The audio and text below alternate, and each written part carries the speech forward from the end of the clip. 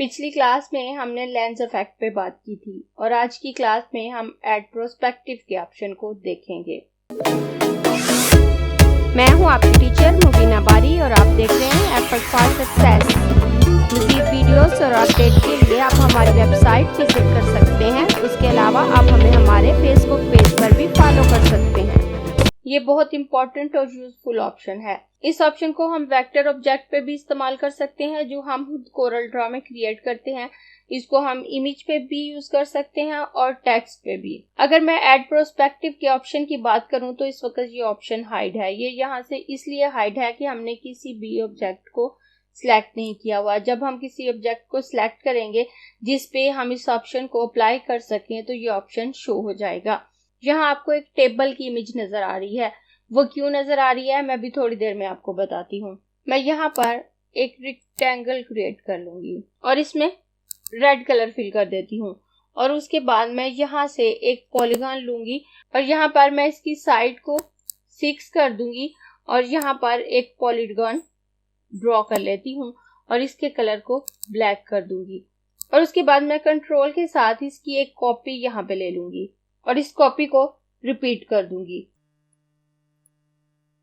और उसके बाद इन तमाम पॉलीगॉन को सिलेक्ट करूंगी और सिलेक्ट करने के बाद इनकी एक कॉपी यहाँ पर ले लेती हूँ और उसके बाद मैं इन सबको सिलेक्ट करके ग्रुप कर दूंगी। हम किसी एक ऑब्जेक्ट को क्रिएट करके उस पे भी प्रोस्पेक्टिव अप्लाई कर सकते हैं, लेकिन ये डिजाइन मैंने इसलिए बनाया है ताकि आपको बता सकूं कि अगर आप एक साथ बहुत से इमेजेस यूज करते हैं और कुछ भी बनाते हैं तो उस पे आप प्रोस्पेक्टिव अप्लाई कर सकते हैं एक साथ। अब अगर मैं चाहती हूँ कि इस डिजाइन को इस टेबल के ऊपर सेट कर दूं और इस तरह से सेट करूं कि ये बिल्कुल ऐसे लगे कि इस टेबल पे प्रिंट है, तो मैं ऐड प्रोस्पेक्टिव के ऑप्शन को यूज करते हुए ऐसा कर सकती हूँ। इसके अलावा मैं किसी और मेथड से इसे इस पे सेट नहीं कर सकती क्योंकि अगर मैं इसे रोटेट भी करूं तो भी ये इस पे सेट नहीं होगा।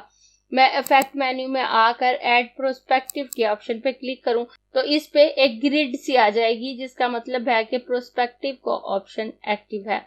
अब मैं यहाँ से किसी भी कॉर्नर को पकड़ूं और पकड़कर मैं यहाँ पर इसे लाकर छोड़ दूं तो ये यहाँ पे सेट हो जाएगा। उसके बाद मैं इस कॉर्नर को पकड़ूंगी और इसको यहाँ पे लाकर छोड़ दूंगी।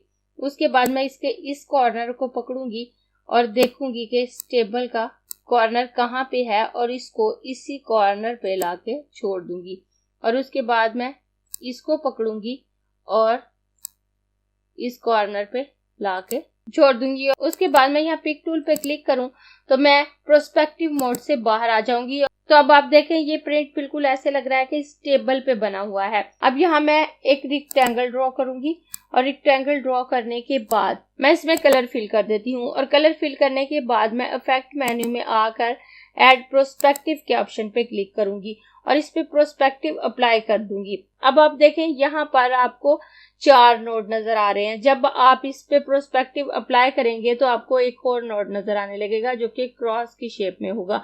उसको कैसे यूज करना है वो अभी मैं आपको बताती हूँ। मैं इसको पकड़कर यहाँ पे ड्रैग करूंगी और इसको पकड़कर यहाँ पे ड्रैग करूंगी और इसको पकड़कर यहाँ पे ड्रैग करूंगी और इसको यहाँ पे ड्रैग करूंगी। तो अब आप देखें ये हैंडल यहाँ पे आ गया। अब अगर मैं इसको पकड़कर इस तरफ मूव करूं तो आप देखें ये इस तरह से क्लोज होने लगेगा। अगर मैं इसे दूर करूं तो ये वाइड होने लगेगा हमारा प्रोस्पेक्टिव।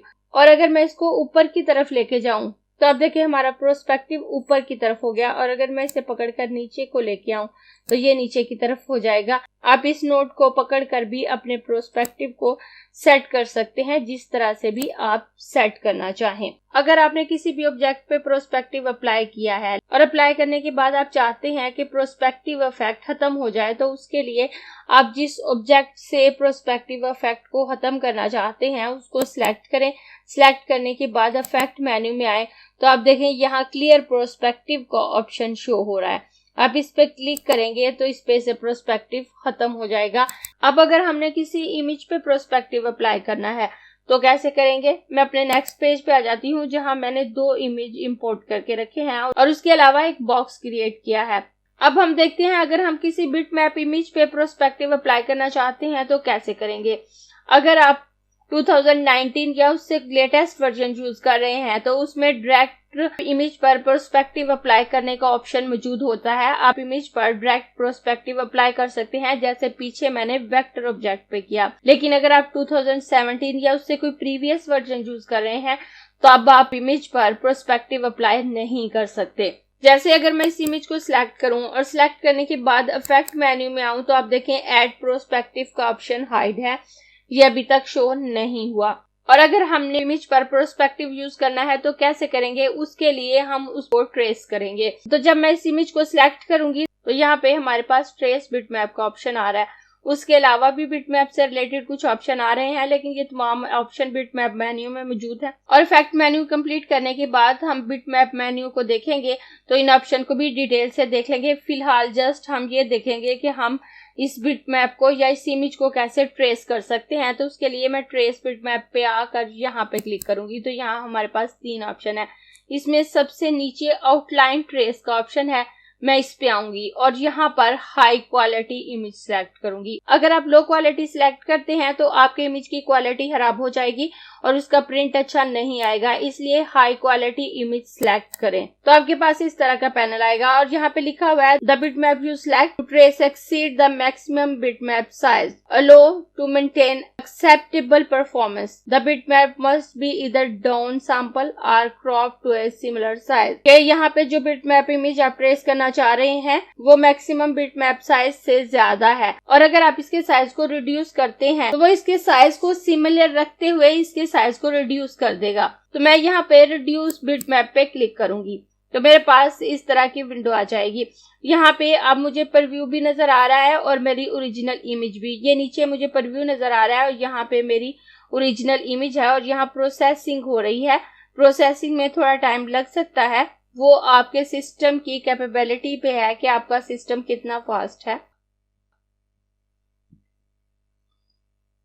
तो अब आप देखें ये ट्रेस हो चुका है। अब आप देखें यहाँ पे आपको प्रीव्यू नजर आ रहा है। जब आपका इमेज ट्रेस होकर आएगा तो वो कुछ इस तरह से होगा। जब हम बिटमैप इमेज को ट्रेस करते हैं तो ये सॉफ्टवेयर उसे वेक्टर लाइन में कन्वर्ट कर देता है और उसको वेक्टर ऑब्जेक्ट बना देता है। हमारा ओरिजिनल बिटमैप इमेज नीचे ही रहता है और उसके ऊपर उसकी ट्रेस्ड कॉपी आ जाती है जो कि वेक्टर होती है, जिस पे हम प्रोस्पेक्टिव अप्लाई कर सकते हैं। मैं इस बॉक्स के साइज को थोड़ा सा छोटा करके थोड़ा सा ऊपर कर लेती हूँ और उसके बाद अगर मैं इसको सिलेक्ट करूं और सिलेक्ट करके इसकी ऊपर वाली कॉपी को यहाँ पे ला के रखूं, ये हमारी बिटमैप इमेज है और ये हमारी ट्रेस्ड कॉपी है। तो उसका एक एक हिस्सा अलग हो चुका होता है। जैसे आप देखें मैं यहाँ से अगर अनग्रुप करती हूँ और अनग्रुप करने के बाद आप देखें कितने छोटे छोटे डॉट्स आपको यहाँ पे नजर आ रहे हैं, क्योंकि इसने इसके हर हिस्से को अलग से सिलेक्ट किया। अब अगर मैं इसे यहाँ से किसी हिस्से को पकड़कर यहाँ पे लाके छोड़ दूं तो आप देखें ये बहुत छोटा सा हिस्सा, मैं जूम करके दिखाती हूँ आपको, उसने अलहदा कर दिया। इस तरह से इसके तमाम हिस्से अलहदा हो चुके होंगे और आपको इसकी क्वालिटी में भी फर्क नजर आ रहा है। मैं कंट्रोल Z करके इस हिस्से को वापस सेट कर देती हूँ और इसे फिट टू पेज कर देती हूँ और पिक टूल से इसको सिलेक्ट करूंगी और सिलेक्ट करने के बाद मैं इसको वापस ग्रुप कर देती हूँ। और पहले से ये ग्रुप होता है जब ट्रेस होके आता है, इसलिए इसे अनग्रुप करने की जरूरत नहीं होती। मैंने जस्ट आपको समझाने के लिए ऐसा किया है। और उसके बाद अगर मैं इफेक्ट मेन्यू में आती हूँ तो ऐड प्रोस्पेक्टिव का ऑप्शन शो हो चुका है। अब हम इस पे प्रोस्पेक्टिव अप्लाई कर सकते हैं। तो पहले मैं इसके साइज को थोड़ा सा छोटा कर लेती हूँ और उसके बाद मैं यहाँ से इफेक्ट मेन्यू में आऊंगी और ऐड प्रोस्पेक्टिव के ऑप्शन पे क्लिक करूंगी। अब इसे मैं यहाँ पर सेट कर सकती हूँ। अगर मैं इसे यहाँ से पकड़ूं और यहाँ पे सेट कर दूं तो आपको इसमें बहुत सी लाइनिंग बनती नजर आएंगी, क्योंकि वो तमाम लाइनिंग अपनी जगह पे सेट हो रही हैं और अब ये यहाँ पे सेट हो चुकी है। उसके बाद मैं दोबारा इस कॉर्नर को पकड़कर इस कॉर्नर पे लाकर सेट कर दूंगी तो आपको दोबारा उसी तरह से लाइनिंग की प्रोसेसिंग नजर आएगी और ये इमेज अपनी जगह पर सेट हो जाएगी। उसके बाद मैं इस कॉर्नर को पकड़कर यहाँ पे सेट कर दूंगी और इस कॉर्नर को पकड़कर मैं यहाँ पे सेट कर देती हूँ। तो आप देखें ये इमेज यहाँ पे सेट हो चुकी है। ये बिल्कुल ऐसे ही लग रही है कि ये इस बॉक्स पे प्रिंट है। इस तरह से आप अगर कोलोरेडा 2017 या उससे प्रीवियस वर्जन यूज कर रहे हैं तो किसी भी बिटमैप को ट्रेस करने के बाद आप उस पर प्रोस्पेक्टिव अप्लाई कर सकते हैं।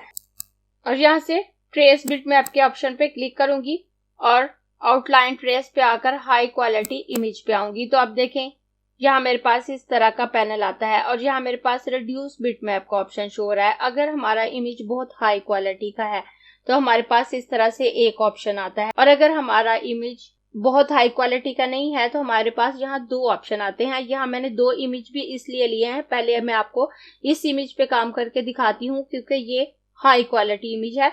The bitmap you select to trace exceed the maximum bitmap size. Allow to maintain acceptable performance.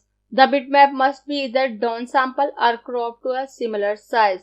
To process, choose reduce bitmap to automatically downsample the bitmap or cancel. अगर आप यहाँ से reduce bitmap के option को click करते हैं तो ये इसके साइज को कम कर देगा, अदरवाइज आप कैंसिल कर दें। अगर आप कैंसिल करते हैं तो आपका प्रोसेस नहीं होगा, उसका मतलब है कि आप इस पे काम नहीं करना चाहते।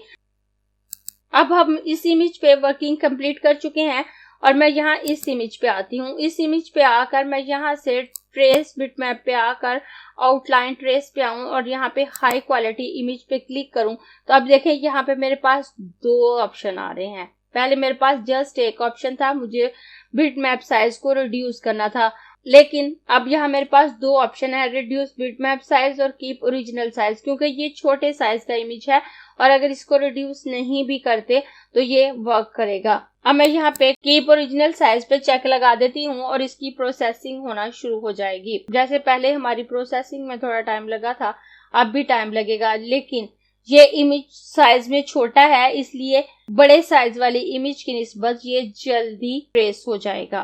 तो अब देखें ये ट्रेस हो चुका है और अगर मैं यहाँ से ओके करती हूँ तो ये ट्रेस होकर आ जाएगा। ये मेरी ट्रेस कॉपी है और ये मेरा ओरिजिनल इमेज। और अब आप देखें जब मैंने इसके साइज को छोटा किया है तो ये एकदम से हो गया है, इसने यहाँ आने के लिए ज्यादा टाइम नहीं लगाया। और उसके बाद मैं इफेक्ट मेन्यू में आकर ऐड प्रोस्पेक्टिव ऑप्शन पे क्लिक करूंगी और इस हैंडल को पकड़कर यहाँ पर सेट कर दूंगी और उसके बाद मैं इसको पकड़कर यहाँ सेट कर दूंगी। इस हैंडल को पकड़कर मैं यहाँ पे सेट कर दूंगी और इस हैंडल को मैं यहाँ पे सेट कर दूंगी। तो अब आप देखें ये इमेज भी यहाँ पर सेट हो चुका है। उसके बाद मैं नेक्स्ट पेज पे आती हूँ और यहाँ पर हम टेक्स्ट पे प्रोस्पेक्टिव अप्लाई करेंगे। जिस तरह से आप वेक्टर ऑब्जेक्ट पे ड्रैग प्रोस्पेक्टिव अप्लाई कर सकते हैं उसी तरह से आप टेक्स्ट पे भी ड्रैग प्रोस्पेक्टिव अप्लाई कर सकते हैं। अब यहाँ मैंने ऐड प्रोस्पेक्टिव नाम से ही टेक्स्ट लिख के रखा हुआ है। अब अगर मैं इसको इस साइन बोर्ड पे सेट करना चाहूँ तो मैं इसको यहाँ पे रखूँ तो ये सेट नहीं है। अब अगर मैं यहाँ इसको रोटेशन मोड में लाकर इसको रोटेट करूँ फिर भी ये सेट नहीं है। मैं कंट्रोल जी कर देती हूँ। इसको सेट करने के लिए भी मुझे प्रोस्पेक्टिव टूल की ही हेल्प लेना पड़ेगी। मैं इसको यहाँ से सिलेक्ट करूंगी, इफेक्ट मेन्यू में आऊंगी, ऐड प्रोस्पेक्टिव के ऑप्शन पे क्लिक करूंगी और यहाँ से इस हैंडल को पकड़कर मैं यहाँ पर सेट कर दूंगी और उसके बाद मैं इस हैंडल को यहाँ पे सेट करूंगी। बिल्कुल कॉर्नर पे सेट नहीं करूंगी ताकि ये बिल्कुल मेरे कॉर्नर से अटैच ना हो। मैं थोड़ा सा इसको हटाते हुए यहाँ पे सेट कर दूंगी तो ये यहाँ पे आ जाएगा। उसके बाद मैं इस कॉर्नर से इसको पकड़कर नीचे को ड्रैग करूंगी तो इसे भी थोड़ा सा मार्जिन छोड़ते हुए सेट करूंगी। उसके बाद मैं इसको भी यहाँ पर सेट कर देती हूँ और यहाँ से पिक टूल पे क्लिक करूं तो मैं प्रोस्पेक्टिव मोड से बाहर आ जाऊंगी। अब आप देखें ये टेक्स्ट भी अच्छे से सेट हो चुका है। आप ऐड प्रोस्पेक्टिव को यूज करते हुए किसी भी टेक्स्ट को, बिटमैप या वेक्टर इमेज को अपनी मर्जी के मुताबिक सेट कर सकते हैं। अगर आपको ये क्लास पसंद आई है तो लाइक कीजिए, अपने दोस्तों के साथ शेयर भी कीजिए ताकि वो भी सीख सके। आप अपने क्वेश्चंस और व्यूज नीचे कमेंट बॉक्स में लिख सकते हैं और अगर आपने चैनल सब्सक्राइब नहीं किया तो प्लीज सब्सक्राइब कीजिए ताकि आपको आने वाली वीडियोस का नोटिफिकेशन फौरन से मिल सके।